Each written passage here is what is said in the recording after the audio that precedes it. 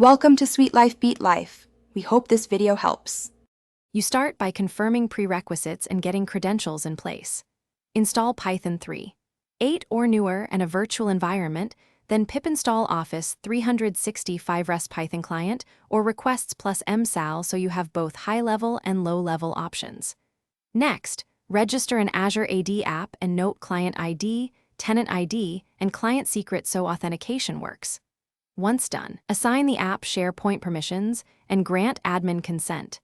This step is required for token-based calls to access site collections and lists securely. You now perform authentication and open a connection. Use msal client credentials flow to acquire an access token for the scope https://tenant SharePoint .com/default.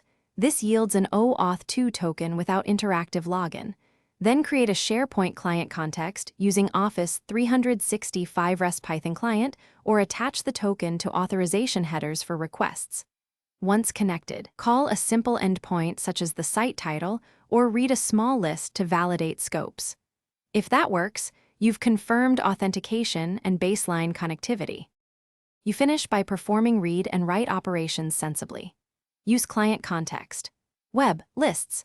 Get by title your list to load items, then create, update, or delete with execute query.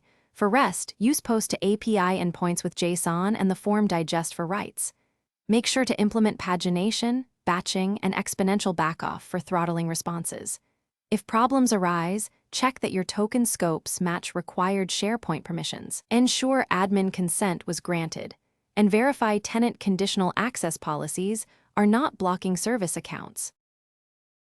Thanks for watching. Consider subscribing if we helped you.